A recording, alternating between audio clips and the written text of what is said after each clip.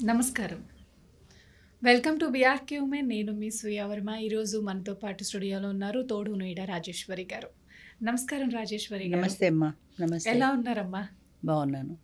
అమ్మ, ప్రేమించిన వాళ్ళు మోసం చేస్తే ఆ బాధ నుంచి అసలు ఎలా బయటపడాలి? వాళ్ళని ఎలా మర్చిపోవాలమ్మా? ఫస్ట్ థింగ్ ఏంటంటే ఈ రోజుల్లో ప్రేమ అనేది లేదమ్మా. ఇందాక కూడా అదే చెప్పాను. ఇన్ఫాక్చుయేషన్ కేవలం మోహం మాత్రమే. ప్రేమించిన వాళ్ళు అనుకునే ముందు ఏం చూసి ప్రేమించావు? ఎర్రగా బుర్రగా ఉన్నాడని, లేదా ఈ అమ్మాయి అందంగా ఉందని. అంటే వాళ్ళు ప్రేమిస్తున్నది అందాన్ని కానీ మనిషిని కాదు. మనిషిని అంటే మనిషి లక్షణాలు, మనిషిలో ఉన్నటువంటి కోపం కానీ శాంతం కానీ ఏదైనా. ఆ వ్యక్తి మంచివాడు అంటే దేన్ని బట్టి మంచివాడని చెప్తారు? వాడు చాలా శాంతమూర్తి, వాడికి కోపం లేదు, వాడు చాలా డబ్బున్నవాడు, వాడు బంధుప్రేమ ఉన్నవాడు, ఇలా ఏవో కొన్ని లక్షణాలు ఉంటాయి. ఆ లక్షణాలు ఏమీ తెలియకుండానే ఏదో మన డైలాగులు, సినిమా డైలాగులు చెప్తారు చూడు, మొదటి చూపులోనే ప్రేమించానని. మొదటి చూపులో ఏం తెలుసని ప్రేమించావు నువ్వు? నీకేం కనపడింది మొదటి చూపులో? కన్ను ముక్కు తీరు కనపడింది. అందంగా ఉంది, లేదా అందంగా ఉన్నాడు, లేదా మంచి బట్టలు వేసుకుంటే ఆస్తిపరుడు. ఈ రెండే కదా కనిపించేది, ఈ రెండే కాదు కదా జీవితానికి. అంచేత ఈ రోజుల్లో అది ప్రేమ కాదు. నన్ను తిట్టుకున్నా సరే వ్యూయర్స్, ఈ రోజుల్లో దాన్ని ఇన్ఫాక్చుయేషన్ అంటారు కానీ ప్రేమ అనరు, అంటే మోహం అంటారు. ఆ మోహావేశంలో వీళ్ళు క్షణిక ఆవేశంలో నిర్ణయం తీసుకున్నారు. వాడిని నేను ప్రేమించాను, ఓకే పోనీ అనుకుందాం, ప్రేమే అనుకుందాం. ప్రేమించావు, కొద్ది రోజులు వాడితో స్నేహం చేసావు, కొద్ది రోజులు కలిశారు, కొద్ది రోజులు మాట్లాడుకున్నారు. సడన్గా దురదృష్టవశాత్తు వన్ ఫైన్ మార్నింగ్ వాడు బ్రేకప్ చెప్పాడు, నీకు నాకు కుదరదన్నాడు, లేదా వేరే అమ్మాయితో మాట్లాడాడు. అది నువ్వు చూసావు, నీకు బాధ అనిపించింది. ఏం చేయాలి అప్పుడు? ఏం చేయాలంటే వీళ్ళు ఎంతసేపు దేవదాసు పార్వతి కథ తీసుకో, వాళ్ళిద్దరూ ప్రేమికులు, చిన్న పిల్లలప్పటి నుంచి ఒకళ్ళనొకళ్ళు చాలా ఇష్టపడ్డారు. పెద్ద అయిన తర్వాత పార్వతి తన పేరెంట్స్ మాటకి తలొగ్గి ఒక ముసలాను పెళ్లి చేసుకుని వెళ్ళిపోయింది. దేవదాసు పార్వతిని మర్చిపోలేక తాగుబోతయ్యాడు. రిజల్ట్ అదే కదా, కథ చివరికి జరిగింది అదే కదా. పార్వతిని మర్చిపోలేక వాడు తాగుబోతయ్యాడు. ఈ అమ్మాయి కూడా మర్చిపోలేదు, కానీ సమాజానికి పేరెంట్స్కి గౌరవం ఇచ్చి వాళ్ళ మాటకి తల ఒగ్గి తలంచుకుని తాళి కట్టించుకుంది. ప్రపంచం అందరూ దేవదాస్ పట్ల సింపతి చూపిస్తారు, కానీ పార్వతి చేసిన పని మంచిదా చెడ్డదా అని ఆలోచిస్తే, ఒక మనిషి నేనంటే నేను ఒక్కదాన్నే కాదు, నా చుట్టూ నా వాళ్ళు ఉన్నారు, నా బంధువులు ఉన్నారు, నా మిత్రులు ఉన్నారు, నా తోబుట్టువులు ఉన్నారు, నా తల్లిదండ్రులు ఉన్నారు, వీళ్ళందరినీ మర్చిపోకూడదు కదా. ఇదివరకు పెళ్ళి అంటే రెండు కుటుంబాల కలయిక, అంటే ఈ పెద్దవాళ్ళు కూర్చుని మాట్లాడేవాళ్ళు. ఇప్పుడు అది పోయింది, ఇద్దరు వ్యక్తుల కలయిక అయింది పెళ్ళి అంటే పెళ్లి కొడుకు పెళ్లి కూతురు. వాళ్ళిద్దరికి ఇష్టమైతే నామకే వస్తే అవును అనుకోవడం తప్ప పెద్దవాళ్ళ ఇష్టాలతో ప్రమేయం లేదు. ఒకవేళ వాళ్ళు కాదన్నా సరే, నా ఇష్టం, నాకు ఆ అమ్మాయి అంటేనే నేను ఇష్టం, ఆ అమ్మాయినే పెళ్లి చేసుకుంటా, మీకు ఇష్టమైతే రండి, లేదంటే మేము రిజిస్టర్ మ్యారేజ్ చేసుకుంటాం అని వెళ్ళిపోతున్నారు. అక్కడ పెద్దవాళ్ళకి కానీ తోడబుట్టిన వాళ్ళకి కానీ సమాజానికి కానీ ఎలాంటి సంబంధము లేదు. రేపొద్దున గొడవలు వచ్చినా అంతే, ఇది మా వ్యక్తిగత సమస్య, మా భార్యాభర్తలకు సంబంధించిన విషయం, మీకు అనవసరం. ఇదివరకు ఏదైనా తగాదాలు వస్తే అటు వాళ్ళు ఇటు వాళ్ళు కూర్చుని ఏదో పరిష్కారం చేసి ఇద్దరికి చెప్పి పంపించేవాళ్ళు. ఇప్పుడు అది లేదు. నాకు నచ్చలేదు, సంవత్సరం తిరగకుండా ఫస్ట్ యానివర్సరీ టైంకే కోర్టుకు వెళ్ళిపోతారు. డైవర్స్ అనే ఆప్షన్ ఒకటి వచ్చింది కదా ఇప్పుడు, ఇదివరకు లేదు.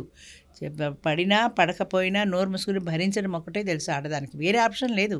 ఇప్పుడు ఆప్షన్ వచ్చేసింది కదా, విడాకులు ఇచ్చేస్తారు, ఆ విడాకులు తీసుకుంటారు, ఇంకొకరిని పెళ్లి చేసుకుంటారు. అంటే విడాకులు అంటే తమలపాకులు ఊసవతల పారేసేంత తేలిక అయిపోయింది. అంతేగాని కొన్ని సంవత్సరాలు కలిసి ఇద్దరం నడిచి కొన్నాళ్ళు కాపురం చేసిన తర్వాత ఆ వ్యక్తిని వదిలి ఇంకొక వ్యక్తితో జీవితం పంచుకునే ముందు ఈయన గుర్తురాడా? ఈయనతో గడిపిన క్షణాలు గుర్తురావా? ఆ వ్యక్తితో నువ్వు కొన్నాళ్ళు సంసారం చేసి ఇంకా ఒకళ్ళో ఇద్దరు వీలైతే పిల్లల్ని కూడా కన్న తర్వాత వేరే వ్యక్తి దగ్గరికి ఎలా వెళ్ళిపోతున్నావు? ఆ వ్యక్తితో క్లోజ్గా ఉన్నప్పుడు వీళ్ళతో క్లోజ్గా ఉన్న సంఘటన ఎందుకు గుర్తురాదు? గుర్తు వస్తుంది, వచ్చినా సరే దాన్ని భూస్థాపితం చేసేస్తారు అంతే. ఎందుకనంటే వాడితో నాకు పడలేదు కదా. ఇప్పుడు ఇక్కడ మనం చట్నీస్లో ఇడ్లీ తిన్నాము, ఇంకొక హోటల్లో ఇడ్లీ తిన్నాము. ఆ ఇడ్లీ తినేప్పుడు ఇడ్లీ గుర్తురాదా అనుకోవడం అమాయకత్వం. ఒకవేళ గుర్తొచ్చినా కూడా ఇంతకంటే ఇదే బాగుంది అనుకుంటాం. ఎందుకని? ఇక్కడ చట్నీ టేస్ట్ ఉంది, లేదా అక్కడ ఇడ్లీ బాగుంది, అక్కడ ఇడ్లీ తెల్లగా ఉంది, ఏదో కంపేర్ చేసుకుంటాం, ఇదే బాగుందని మన మనసుకి మనమే జవాబు చెప్పేసుకుంటాం. అంతేగాని వెళ్ళిపోయిన చట్నీ గురించి మనం ఆలోచించాం. ఎందుకని వేరే వెళ్ళిపోయాం కాబట్టి. అదేవిధంగా ఒక వ్యక్తి మనల్ని ఇష్టపడినప్పుడు మనం కూడా ఆ వ్యక్తిని ఇష్టపడతాం. రెండు పక్కలా ఉండాలి కదా అంతే. ఇష్టం అనేది. ఈ వ్యక్తి వెనక్కి వెళ్ళిపోయాడు, నువ్వేం చేయాలి? ఆ వ్యక్తి వెనకాల వెళ్తావు. వాడు నిన్ను ఇష్టపడలేదు, వాడు నిన్ను లైక్ చేయట్లేదన్నాడు, వాడు వేరే స్త్రీతో సంబంధం పెట్టుకున్నాడు. అది చూసి నువ్వు కన్నీరు మున్నీరుగా ఏడవడమే కానీ నేను ఇష్టపడని వ్యక్తిని నేను మాత్రం ఎందుకు ఇష్టపడాలని ఎందుకు అనుకోరు?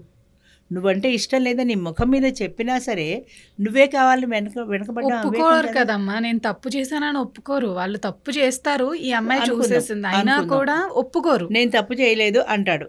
నీ మనసు నీకేం చెప్తోంది? వాడు తప్పు చేశాడు, నేను చూశాను అని చేశాడు, నువ్వు చూసావు, నువ్వు చూసిన కరెక్టే నిజమే. అయితే వాడు వేరే స్త్రీతో సంబంధం పెట్టుకున్నాడని తెలిసినప్పుడు అబ్బాయి తూచి నేనేం చెయ్యలేదు అని వాడు అన్నప్పుడు నువ్వేం చేయాలి? నువ్వు చేసిన పని నీ కళ్ళతో నువ్వు చూసావు, వాడు తప్పు చేశాడని నీకు తెలుసు. అలా తప్పు చేసిన వాడితో నీ జీవితం పంచుకోవాలని ఎందుకు అనుకుంటావు? వాడిని మర్చిపోలేక ఎందుకు బాధపడతావు? వాడు తప్పు చేశాడని తెలిసిన తర్వాత వీడు నాకు తగడు, వీడు నాకు వద్దు అని మనసును ఎందుకు సమాధానపరచుకోలేరు, ఎందుకు కంట్రోల్ చేసుకోలేరు? చాలామంది చేసే పని ఏంటంటే ఈ బ్రేకప్ చెప్పిన తర్వాత నాకు అప్పుడప్పుడు ఫోన్లు కూడా వస్తుంటాయి, కౌన్సిలింగ్ చేస్తారా అని. ఇదే ఈ బ్రేకప్ గురించి. నేను 10 ఏళ్ళు ఒక అమ్మాయిని ప్రేమించాను, అమ్మాయి నాకు బ్రేకప్ చెప్పేసి వేరే వాడితో వెళ్ళిపోయింది, నేను దేవదాసులో అయిపోయాను. అందుకే దేవదాసు పార్వతి అన్నారు. దేవదాసు ఎంతసేపటికి ఆమెను మర్చిపోలేక అటు పెద్దవాళ్ళు చెప్పినట్టు పెళ్ళి చేసుకోవాలా, తన జీవితము బాగుపరుచుకోవాలా, చివరికి తాగుబోతయ్యాడు. అందరికీ దేవదాసు పట్ల సింపతి ఉంటుంది. పార్వతి కూడా ప్రేమించింది దేవదాసుని, పార్వతి కూడా దేవదాసు అంటే ఇష్టమే, పార్వతి కూడా దేవదాసుని మర్చిపోలేకపోయింది. కానీ పార్వతి చేసిన పని ఏంటి? పెద్దవాళ్ళ మాటకి విలువిచ్చింది, సమాజానికి విలువిచ్చింది, తలంచుకొని ముసలాడైనా తాళి కట్టించుకుంది. ఎందుకని కట్టించుకుంది? ఆ వ్యక్తి పట్ల ఇష్టంతోట ప్రేమతోట కాదు.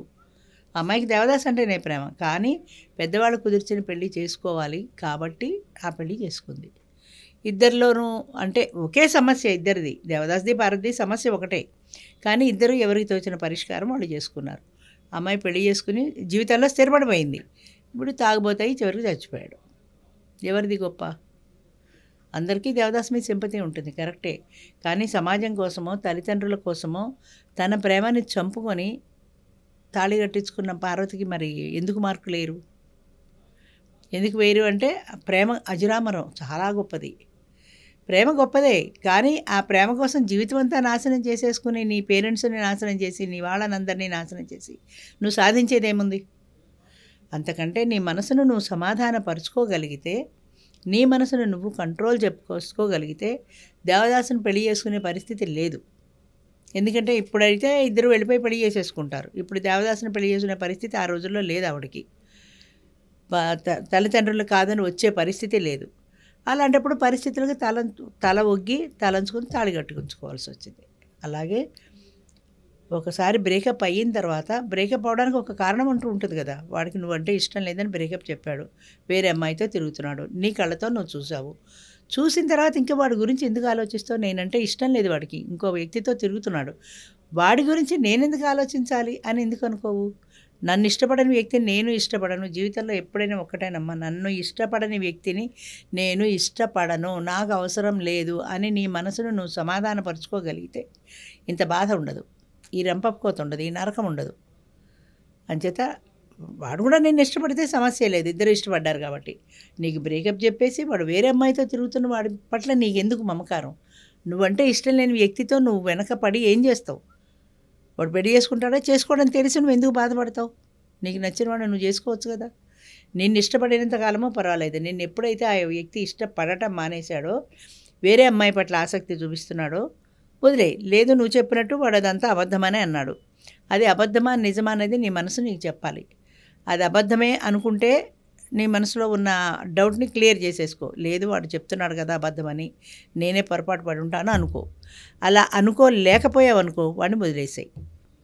లేదు వాడు నిజమే చెప్తున్నాడేమో, నేనే అబద్ధమేమో అని ఇవాళకి అనుకొని రేపొద్దున పెళ్ళైన తర్వాత ఏ గొడవ వచ్చినా సరే మళ్ళీ గతం ఫ్లాష్ బ్యాక్లోకి వెళ్ళిపోయి, అగో అప్పుడు అలా జరిగింది కదా, వాడు కాళ్ళ మీద పడితే నిజమే అనుకున్నాను, ఇప్పుడు ఇలా చేస్తున్నాడు, అప్పుడు అలా చేశాడు అని కంపారిజన్ వస్తే నీ మనసుకి శాంతి ఉండదు కదా. అంచేత నీ మనసు ఏం చెప్తుందో ముందు అదే నిర్ణయం చేసుకో.